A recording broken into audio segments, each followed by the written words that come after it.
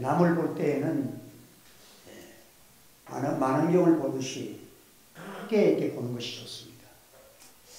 자기를 향해서는 좀 현미경을 보듯이 나의 약함과 부족한 거, 하나님 앞에 교만한 거, 이것을 이렇게 보며 살아가면 교만하지 않고 우리가 겸손하게 신앙생활을 바르게 살아갈 수가 있습니다.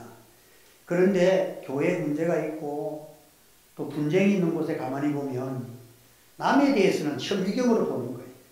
이것도 잘못된 거죠. 그러면 너는 잘났나? 자기에 대해서는 그 단점이 보이질 않는 거예요. 그게 분쟁이라는 것은 성경에는 남을 낮게 여기라 그랬는데, 나보다 낮게 여기라 했는데, 그 자기가 비판적인 눈으로 보면 세상에서 흠없는 사람이 어디 있어요? 여기 기록되어 있는 것처럼 현미경으로 보면 모래가 수많은 모래를 이렇게 봐도 똑같은 모래가 없잖아요. 다 다르단 말이에요. 다 문제가 있고 문제가 있지만은 우리가 참 우리 주님께서는 우리를 위해서 그 모든 우리의 죄악과 무슨 장단점의 문제가 아니라 우리를 살리기 위해서 십자가에서 죽기까지 온전한 순종을 하신 주님, 우리를 죽은 자 가운데서 살리시기 위해서 당신이 죽고 다시 살아나셨다. 이 주님이 우리의 중심이 되어주고 주님의 사랑이 우리의 중심이 되어져서 우리가 주님의 눈앞에서 살아가면 우리가 폭넓고 이해성이 있는 그런 삶을 살아갈 수가 있는 것입니다. 우리가 이제 지금은 성경에 보면 지금은 우리가 얼굴과 얼굴을 보지만은 이제 주님 앞에 설 때에는 더 선명하게 우리가 지금이 그림자와 같고 그때 우리가 진짜 얼굴을 보는 것이 그러니까 얼마나 선명하고 밝고 주님을 확실히 아는 그때의 천국에서의 삶이 얼마나 선명한 삶인가, 얼마나 아름다운 삶인가. 지금 우리가 눈 뜨고 보는 것이 그림자와 같다고 했고 천국에서 만날 때가 진짜 보는 거라고 그랬으니까 그때가 어떤 시대인가라고 생각해 보세요. 그리고 우리가 이제 지금은 우리가 예수님을 직접적으로 우리 육안으로 보지 못했지만 그때는 부활의 몸을 입고 우리 육으로도 주님을 만납니다. 그럼 우리가 주님을 처음 딱 만났을 때 여러분 기분이 어떻겠어요? 지금이 그림자 같고 소경 같은데 그때는 소경이 눈을 뜬 것처럼 반갑고 밝고 명랑한 그 세계가, 영원한 세계가 우리 앞에 전개됩니다. 앞을 보지 못하는 두 사람이 서로 소개를 받고 지내다 보니까 이제 서로 누구보다도 처지도 알고 같은 눈을 보지 못하니까 소경이니까 서로가 처지에 대해서 이해성을 가지고 이해하다 보니까 사랑이 싹 터가지고 마침내 부부의 연을 맺은 거예요. 그 두 사람이 10여 년 동안 행복하게 서로가 의지하고 앞은 안 보지만 그래 살다가 아주 희귀한 소식을 듣습니다. 개안 수술을 해서 눈을 뜰 수 있겠다. 그래서 두 부부가 동시에 개안 수술을 받았어요. 그래서 이제 치료가 다 돼서 그날 이제 붕대를 풀고 처음 얼굴을 딱 맞이하는데요. 여러분 기분이 어떻겠어요?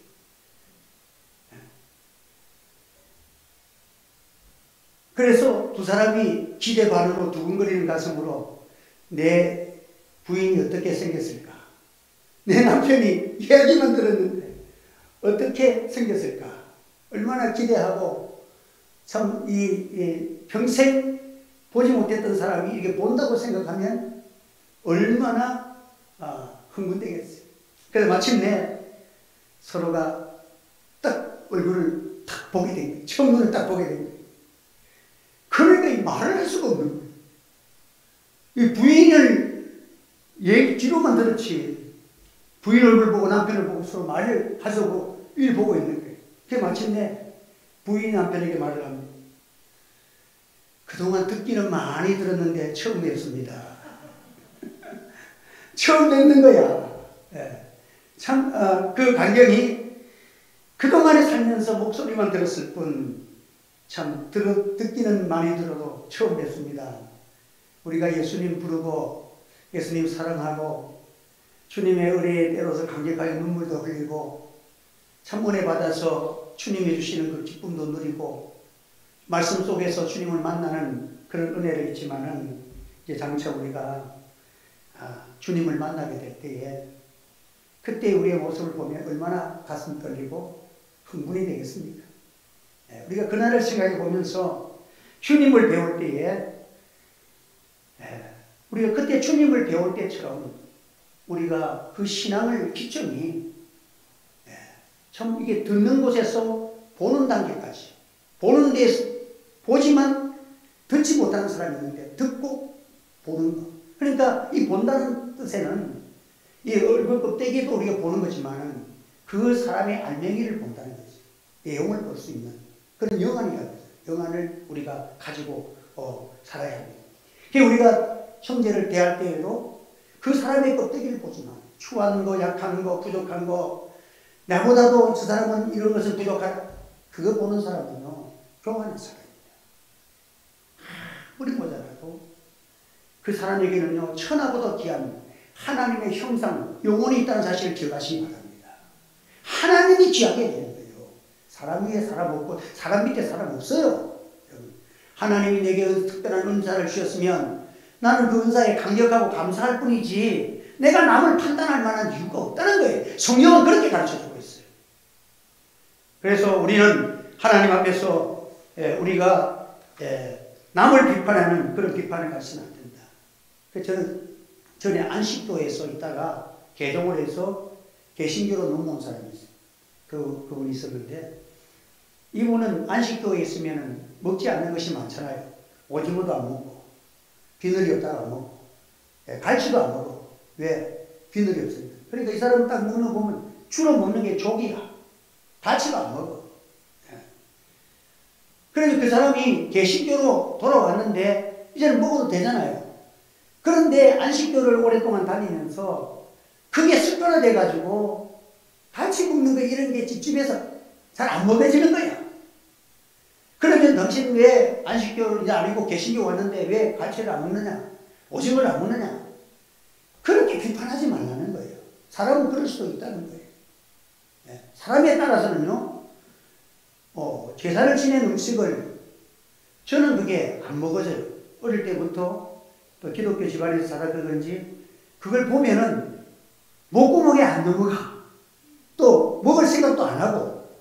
그리고 옛날에 우리가 수영동에 있을 때는 그 기도원에 아버지가 편찮으셔서 잠깐 거기에 몇 년을 살았었는데 옆에 절이 있어. 절에서 하면요 무슨 4월 초팔일이나 이 되면은 이 시루떡을 막 연기가 푹푹 나고 그거 아마 집에서 했으면은 막 하기 전에 먹고 싶을 거야. 그럼 절에서 김이 말랑 나는 것을 이렇게 동네 사람들이 갖다 줘요. 그런데 다른 떡은 그렇게 먹고 싶다가 나는 그 절에서 가져온 떡을 보면 내가 먹기가 싫고 그냥 보기도 싫고 안 넘어가. 나는 내 입장에서는. 그 나는 안 먹어요. 근데 그때 우리 교회에 담임 목사님이 있었는데 그분은 불신자 가정에서 살아가지고 제사를 지내고 밥도 맛있게 먹고 이랬던 사람 되놓으니까 이분은 그런 거 좀 잘 먹는 거야. 목사님인데도. 그러면 내가 안 먹는 내가 믿음이 부족하다. 너가 부족하다. 이렇게 할 필요가 없다는 거예요. 자라온 가정 속에서 그럴 수도 있다. 우리 한번 합시다. 그럴 수도 있습니다. 그러니까 남을 비판하지 말고 이해하라는 거예요. 이해. 그럴 수도 있다는 거예요. 그분은 그 옛날에 그 제사장 차리고 먹는 게 습관화돼가지고 그 하나님이 주셨지 부처가 줬나. 우리 하나님이 창조하신 것이고 내가 하나님의 자녀에서 먹는데 이러면서 먹는데 믿음으로 먹는데 아무렇지도 않은 거야. 그리고 그분은 또 특이해. 산에서 우리 보통 기도원에 가서 가는데 기도원도 시끄럽대. 막 참석보고 하면 설교 준비가 안 된다고. 이분은 설교 준비하고 전에 가가지고 방 안 얻어가고 절방에 앉아가지고 설교 준비했다니까. 홍순철 목사님이라고. 그래도 교회를 두 군데나 크게 짓고 그래 일찍 40대에 소천을 하셨어요. 암으로 소천하셨는데 참 그분을 보면 참 우리하고도 특이해. 그렇지만 그분의 믿음대로 살아가는 것이 나와 다르다고 그 사람을 비판하지 말라는 거예요. 그래서 여러분 오늘 음식에 대해서도 저 사람은 고기를 안 먹고 채소만 먹는다. 채소만 먹고 고기를 먹는다 안 먹는다. 이런 걸 가지고 사람을 비판하지 말라는 거예요. 채식을 먹든지 고기를 먹든지 그러면 제가 미국에서 있을 때에 그 순복음 재단 쪽에 있던 분 목사님인데 그 목사님은요 중국집에 가지를 않아요. 중국집에 문 앞에 안 가요. 왜? 중국에서 이게 무슨 중국 음식을 시키면 중국 음식에 시키면 그 접시나 이 사발 그릇에 뭐가 있습니까? 용그림이 있는 거야. 그러니까 성경에 보면 이게 마귀라고. 그 마귀에 그린 거 있는 거기다가 내가 어떻게 음식을 담아 먹느냐? 이래가지고는 맥도날드 들어가서 빵 사 먹고 있지 절대로 그 자리 같이 안 먹는 거야. 그런데 나는 맛있게 잘 먹는 거야. 그 아무런 상관이 없는 거예요. 예. 그 우리가 그걸 따져보면 바깥에 가도 식당 가도 이 집에는 예수 믿습니까? 안 먹습니까? 이 제사 음식이 들어있습니까? 안 있습니까? 이게 따지고 안 먹잖아요. 그냥 하나님이 주셨으니까 또 배고프니까 사 먹고 해도 문제가 없잖아요. 그러니까 우리가 세상을 살아가면서 여러 가지 내 기준을 가지고 그렇게 살아가면 안 돼. 그 세르지오 구티에레스라는 멕시코의 그 유명한 프로레슬러인데 이분이 30살에 프로레슬링에 들어가가지고는 23년 동안을 아주 그분이 그 레슬링을 하는데 기술이 다양해. 그래서 멕시코에 사람들이 그 사람 경기를 하면 한우하고 날린 거야. 그 사람의 기술이 테크닉이 별별 기술이 다 나오는 거예요. 그래서 이 사람이 53세 때 은퇴식을 하는데 항상 23년 동안을 가면을 쓰고 레슬링을 한 거예요. 그래서 마지막 은퇴식에 처음으로 얼굴을 공개를 하는 거예요. 모든 사람들이 야 국민적 영웅인데 이 레슬러가 우리나라에도 뭐 김일 선수 박치기도 하고 했지만 이 사람은 그 가면을 쓰고 23년 동안 항상 레슬러로 활동을 한 거예요. 그래서 가면을 벗는 날 온 국민들이 TV와 경기장에 빽빽한 사람들이 그 가면에 얼굴을 벌고 딱 얼굴을 보는데 그 세르지오 구티에레스라는 얼굴이 탁 나타나요. 오! 깜짝 놀라요. 그게 누구냐면 그 나라에서 유명한 신부님이야. 이게 실질적인 거잖아요. 그 TV도 나왔잖아요. 그 신부님이 이 신부님이 레슬러가 돼가지고 막 사람을 꺾고 목을 쪼르고 막 엎어치기 하고 막 전부 사람 때려 눕는 기술이 얼마나 국민적 영웅으로 그 사람을 당할 자가 없어. 이 챔피언인데 모두가 이 신부가 사람을 그래 목을 꺾고 그렇게 잘 때리고 할지 오해수를 못했단 말이에요. 그런데 이분이 모든 사람들이 일어나서 박수를 치고 왜냐하면 3,000명의 보화를 먹이 살린 거예요. 레슬러를 해가지고. 네. 여러분 그가 거룩한 신부라고 예복을 입고 이렇게 살아가 편한 생활이고 모든 사람들이 존경을 받을 수 있겠지만 그 존경받는 그분이 다른 사람들이 모르도록 가면을 쓰고 레슬러가 돼가지고 23년 동안을 그거 하면서 그걸 용도가 뭐냐? 그 목적이 레슬러 사람 목을 꺾는 게 목적이 아니라 그걸 통해 가지고 수많은 3,000여 명의 고화를 목에 살렸던 국민적인 그런 선한 사업을 한 사람이라서 모두가 눈물을 흘리며 감동을 받고 박수를 쳤다.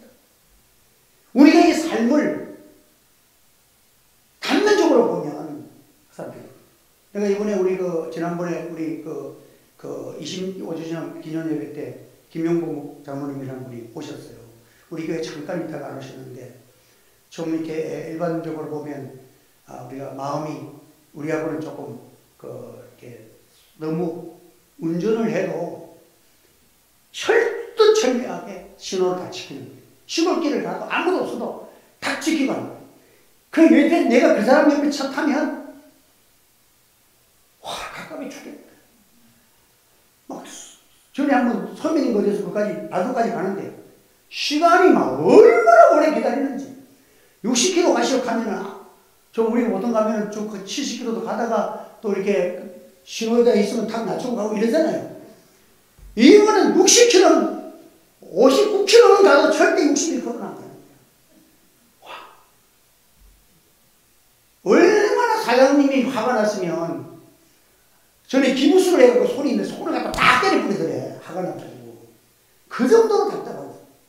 그런데 철도 중요하고. 그리고 여러 가지 보면 우리가 스케일이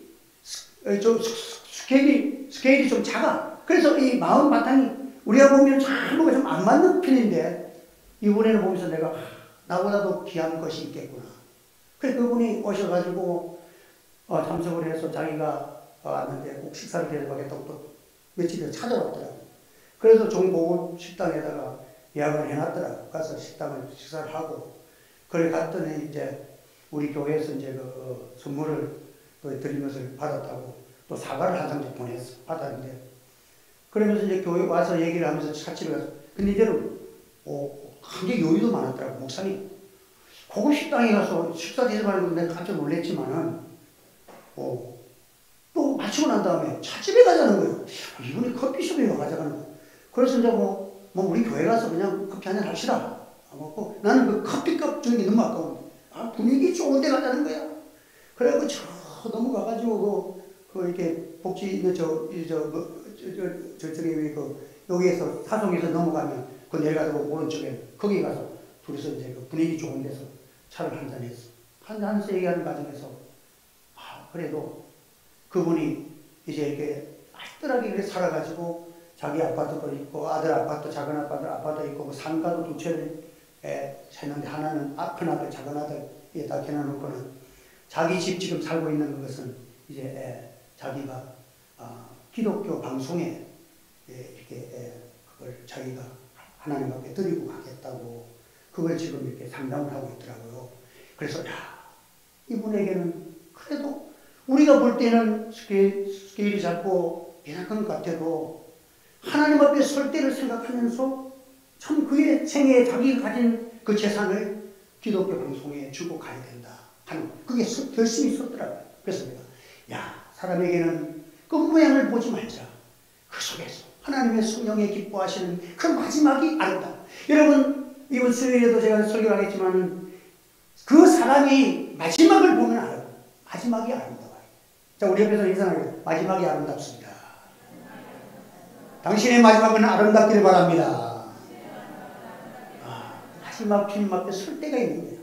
영광스럽게 설 때에 내가 부끄럽지 않으려고 자기 마지막에 그 재산을 그 기독교 방송에 다 이렇게 자기가 기도하고 편하게 하면서 거기에 주기로 결심을 했다는 거예요. 그래서 참 위대한 결심을 가졌구나. 우리가 그 사람이 연약하고 또 우리 참 이렇게 외관적으로는 좀 이렇게 좀 초절하지고 이렇지만은 그 속에 하나님 앞에 설 때에 주님 앞에 설 때에 강한 그 믿음이 하나 있더라. 그래서 내가 참 귀한 사람이구나. 귀한 분이구나. 우리가 하나님 앞에 우리 살아가는 이런 일에 좀 남을 비판하지 말아요. 처음에 한국 교회가 이렇게 부흥되고 막 발전이 되고 이제 막 경제 개발이 오면서 할 때 미국에나 이렇게 있던 목사님들이 유학 갔다 오면은 제일 먼저 한 일이 교회를 건축했어요. 교회를 건축하는데 그 당시에 한국에 있는 목사님들이 장로님들이나 지사님들이 생각을 못한 거예요. 왜? 교회 안에다가 화장실을 넣는 게 맞지 않는 거예요. 전부 그 당시 예배당에는 바깥에 전부 다 화장실이 있는데 교회당 이 더러운 화장실을 하나님 예배당 안에다 잡아겠습니까? 우리 교회처럼 교회당 안에 화장실이 있잖아요. 근데 옛날에는 전부 다 바깥에다가 화장실은 멀리에도 다 교회도 바깥에다가 화장실 지었잖아요.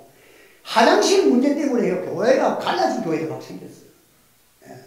왜 교회를 더러운 화장실을 교회 예배당에다가 안에다가 지었냐. 근데 요즘은 저희 집 안방도 교회당 화장실이다. 같이 살고 있잖아요. 그러니까 그 시대에 보면 여러분들 이해를 못하고 비판해서 그것 때문에 지금 가만히 생각해 보면 얼마나 그걸 반대하는 사람들이 부끄러워요. 지금 자기들이 생각하면 10년만 지나서 보니까 아무것도 아닌 것 같고 그걸 이해를 못하고 말이죠. 그것 때문에 교회가 갈라지고 분쟁하고 안 맞다는 거예요. 안 맞다는 거예요. 오늘 우리는 하나님 앞에 해야 되고 남에 대해서는 좀 원시적으로 보자. 박윤선 목사님이라는 분은 우리나라에서 그 신학자 중에서 당시에 당대에 우리 초창기에 한국에 서로 모셔가는 청장으로 모셔가는 유명한 미국에서 공부를 하고 박사를 따오신 분인데 실력이 대단하신 분이에요. 이분이 이제 미국에서 공부를 마치고, 딱 부산에 딱 비행기를 타고 이렇게 비행기에 딱 도착하는데 그날이 주일날이야. 근데 그분은 고신 출신이야. 고신에서 뭐 순교자 교단이라 해가지고 혈도철미한 신앙교육을 받아가지고 미국에서 공부를 하고 박사를 땄는데 주일날 도착을 한 거예요. 그런데 이 실질적인 얘기예요. 그런데 고신 교단이 난리가 난 거예요. 어떻게 거룩한 주일날 비행기를 타고 주일날 도착할 수가 있느냐? 이거는 안 된다. 고신에서 배척을 해갖고 합동적이어가지고 종신대 초대 총장이 되신 분이 박윤수 목사님이에요. 그런데 지금은 고신도 주일날 밥 먹으러 다닙니다. 10년만 지나서 보니까 아무것도 아닌데 그 당시는 주일날 비행기 타고 왔다고 어쩔 수 없이 거기서는요 날짜가 틀려. 거기서 거기는 지금 주일 여기는 원래 이렇잖아요. 거기에서 그 사람이 주일날 탄 건 아니잖아요. 그런데 여기 와보니까 주일날이야. 그래서 참 그것 때문에 서로가 이해를 못하고 교단을 떠나가야 되고 이런 문제가 우리가 실질적으로 경험하면서 왔다는 거예요. 여러분 오늘 우리는 하나님 앞에서 우리가 전리에 대해서도 넓은 마음도 가지지만 정확한 우리가 주일은 어떤 날입니까? 주일은 거룩한 날이 맞습니다. 그럼 주일날 잘 지키고 평일날은 그렇게 남을 비판하고 미워하도 됩니까? 아니에요. 주일처럼 여세를 살아가는 것이 주일을 잘 지키는 줄 믿으시길 바랍니다. 한번 따라 주일처럼 여세 동안도 잘 살아갑시다. 주일날 예배 드렸다고 이제는 내 맘대로 살아야 된다. 이거는요 신앙이 아니에요. 왜 주일을 지켜요? 주일처럼 평소에도 주일날 은혜 받아가지고 평소에도 찬송하고 감사하고 또 부족하면 주일날 와서 또 은혜 받고 보충하고 이래서 우리가 성장하는 거 아니에요. 그래서 우리가 어디까지 살아가야 되냐? 주님의 분량까지 살아가는 여러분 되시기를 바랍니다. 그래서 우리가 서로 부족한 것이 있어도 여러분들 저도 이렇게 하고 나면 우리 사모한테도 그렇고 지적을 많이 받습니다. 부흥 법칙이 안 맞을 때도 있고 뭐 이래가지고 그걸 하는데 그렇지만 우리는 다 완성되고 퍼펙트하면요 퍼펙트한 인간은 하나님 지상에 안 남겨두십니다. 어디 데려갑니까? 너 이제 그리스도의 분량까지 잘 자랐구나. 이제 끝 데려가 버립니다. 퍼펙트하면 데려갑니다. 부족하기 때문에 지금 우리 살고 있는 거예요. 자, 옆에 사람 다시 인사합시다. 공사 중입니다. 지금도 공사 중입니다. 불편해서 죄송합니다. 목사도 지금 공사 중이야. 잘하려고 애를 쓰지만 부족한 것이 많아. 그 여러분들이 이해해 주시기를 바랍니다. 그래서 서로 이해하고 그래서 목사가 오늘은 내가 죽을 쌌다 하면 설교에 죽을 쌌다 그러면 가끔 죽을 먹으니까 맛있네요. 이래야지. 그러니까 여러분 우리가 서로가 이해하면서 서로 손을 잡고 주님의 그 사랑, 그 큰 사랑, 십자가의 사랑 이게 저와 여러분들의 마음의 중심이 되어져서 사랑과 소망, 믿음 가지고 한 주간도 웃음과 기쁨으로 승리하기를 예수 이름으로 축원합니다. 우리 다 같이 기도하겠습니다. 걸어가시는 하나님 아버지 감사합니다. 오늘도 복된 말씀 주셨사오니 주의 은혜의 말씀이 우리가 지금도 부족하지만 또 다음 주일날 더 좋아지고 더 마음이 커지고 그리스도의 분량까지 날마다 자라가는 희한 겸손의 믿음을 가지고 하나님의 사랑과 위로를 받으며 서로가 손에 손을 잡고 주님 앞에 서는 그날까지 교회도 성장하고 우리 성도들도 성장하고 가정도 성장하고 하나님의 축복 속에서 영광스러운 모든 일이 진행되도록 축복해 주시옵소서. 예수님의 이름으로 기도하옵나이다. 아멘.